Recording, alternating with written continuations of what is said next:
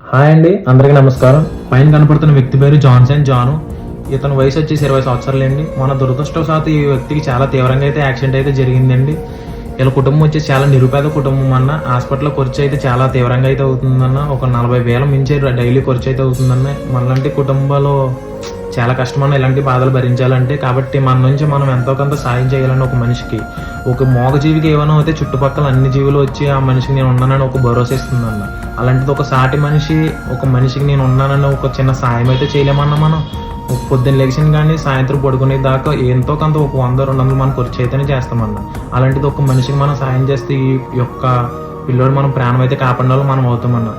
మీరందరూ తప్పకుండా సాయం చేస్తారని మనస్ఫూర్తిగా కోరుకుంటున్నానన్న. ఈ వీడియో ఫేక్ అయితే అనుకోద్దా. జై హింద్.